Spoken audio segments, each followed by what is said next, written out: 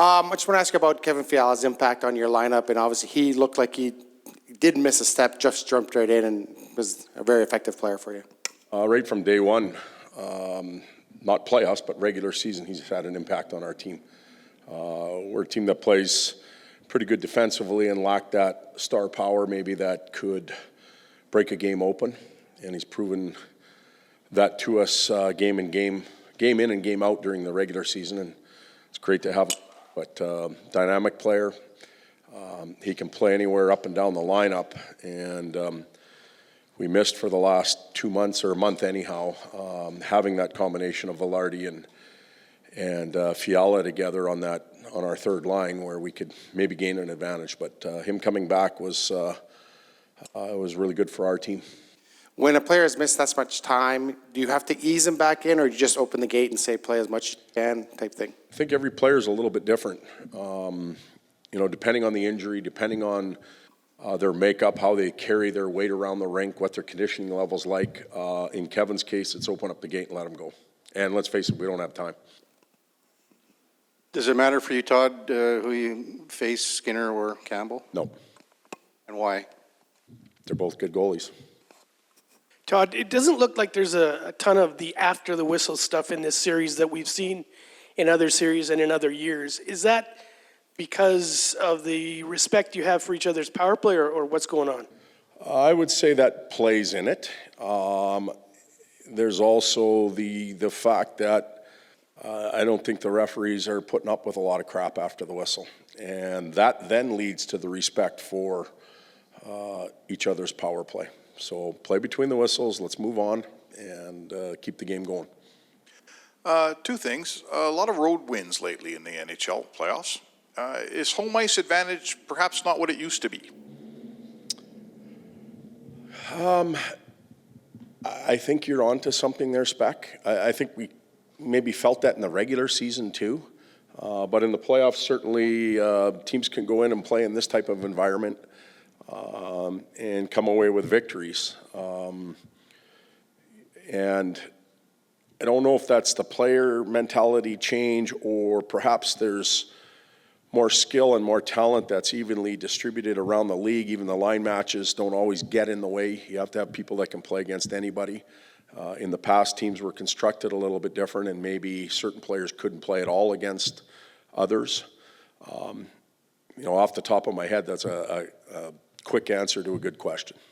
The other thing is there's been some comebacks in this series, a couple of them. Last night in Tampa, there was a big one.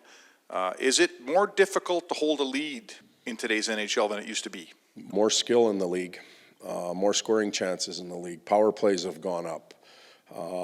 Then what was there? Power play goals have gone up and production's gone up more so than 10 years ago. So I think the answer to that is, you'll see more of them. Todd, 3 days off after tonight. Is there now an opportunity to maybe lean into your bigger players with respect to time on ice usage? I think we've done that already. Todd, just over here. Sorry. Oh, sorry. Right here. Right here, right here. Right where? Oh, way over there. How would you describe Mikey Anderson as a defenseman? How would I describe? On and off the ice. So off, leadership, quality human being, a go-to guy in the locker room and around the building. On the ice, steady. You get the same thing night after night from him. Defensively responsible, growing into his game, physical. I can go on, but that should probably fill up a paragraph or two. and I just to kind of follow that up, is he the type of guy, you trust his skating ability to handle like guys like Leon and Connor? And Yes. Yeah, how does he able to kind of keep up with those guys? He's a good skater, and he's got a good hockey mind. You have good legs and a good mind, usually you can put yourself at least in a position to have a chance at success. Todd, when the games go into overtime, how important is it for the group to keep the same mentality that they've had for 60 minutes in the overtime session, despite the obvious added implications of what could happen? Well, I think the easy answer is it's really important. It's not always that easy, though. There can be circumstances leading into overtime that you have to overcome, and there can be changes or adjustments that have to occur.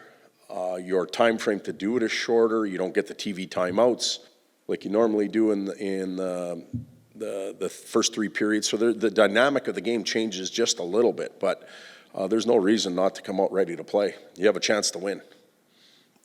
Over here, was talking about the confidence in the room heading into tonight's game. A lot of confidence around, a lot of calmness as well. Where does that sense of calm come from within that room? Leadership, the players, I said the other day, the 11 and 8 were down 3 games to none, and they had enough calmness and enough focus to find their way back into a series. At 2-2, you expect it to show up as well. And they've been able to do that, as well as past experience of being in a series like this in this building. The past doesn't guarantee the future. We have to understand that, and they'll be told that. But you can draw on what it might feel like and the intensity of the games. You've been here before. You should be able to sense it a little bit. So there should be a calmness. We got nothing to lose. Todd, over here. I just wanted to confirm, didn't see Lizotte. Is he out? Yep.